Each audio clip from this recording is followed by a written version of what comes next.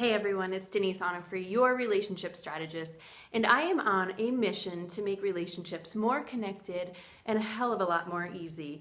I have been at it working with couples behind closed doors for years, thousands and thousands of hours, working with couples who have gotten themselves stuck in a rut and they are in relationships that are not connected and they are certainly not easy.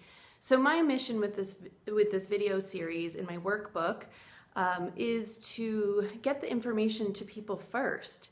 What would it be like to learn everything that I teach clients behind closed doors in the comfort of your own home to make those relationships more connected and easier so that you don't need as much support behind closed doors that I offer and many other therapists offer couples. So I'm going to start today with a tool that I have in part 2 of the workbook, Connection Strategies for Every Relationship.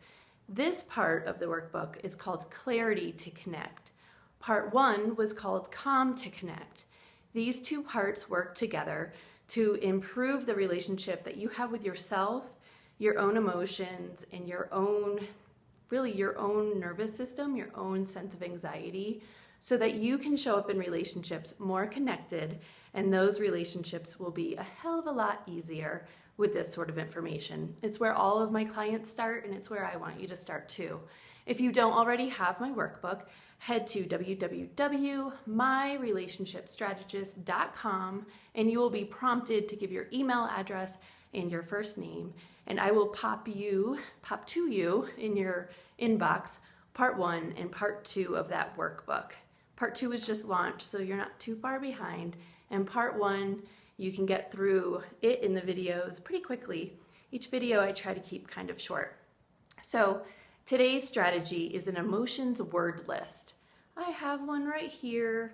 All of my clients get this little tool, and it's kind of my tongue-in-cheek joke that I want these on the refrigerators of every home in the Denver metro, and now every home across the world, really. It's in part 2 of the workbook. So when you download the workbook, you'll also get this emotion word list. So my thing with the emotion word list is along the top, there's headers for each column. I don't know if you can see that, but when you download the workbook, you'll see it. There are headers to each column, and these headers are kind of basic emotions that we know what they mean. So I'll just read a few. Happy, caring, depressed, inadequate, fearful, confused, hurt, angry, lonely, guilt, and shame. I read all of them.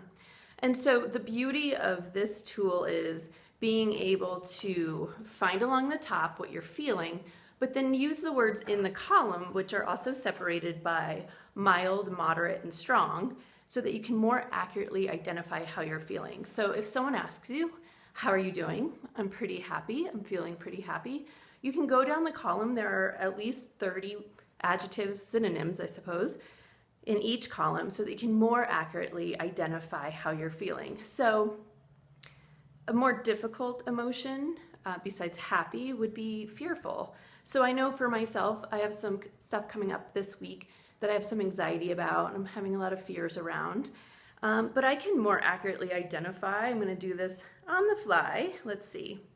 I am feeling butterflies, awkward, maybe even a little defensive when I think about stuff that's coming up this week. Feeling vulnerable, intimidated. So these are a few words that are in the fearful column that give me a better sense of what I'm actually feeling.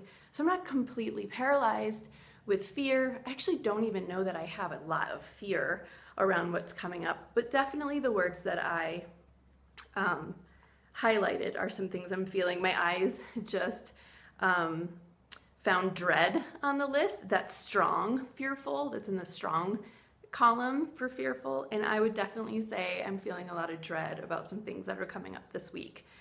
So when I am going to communicate this to someone else, or I need to ask for what I need around what I'm feeling, I can much more clearly identify what I'm feeling and more accurately communicate how I feel. So if I just said I'm really fearful about this week, you wouldn't know much more about that. But if I can talk about the dread or the vulnerability or how I feel defensive and maybe how I can work to not be so defensive this week, certainly helps me be more connected. And I can tell you, having these words, just doing it in this moment, makes it a lot easier for me to think about the week coming ahead.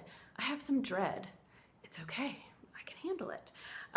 So I want you to head to my website. I want you to download the workbook. There are a ton of activities to dive a little bit deeper into emotions that you're feeling, about things that have come up in the past, or things that have come up in the past. Yeah, I guess that makes sense. Things that are coming up in the future and things that have happened in the past. It'll give you a more articulate way to express how you feel. And then I also want you to start considering, what do I need based on these emotions? So for me, dread and vulnerable, gosh, I feel like I need a little sense of community, and maybe I need to be around people, places, and things that don't bring up feelings of dread and vulnerability. I'm feeling like I need some safety and security these days. So head to my website, www.myrelationshipstrategist.com, download the workbook. You'll get one of these, put it on the fridge, make my dreams come true. I want every fridge to have one. And I will see you next week. Bye.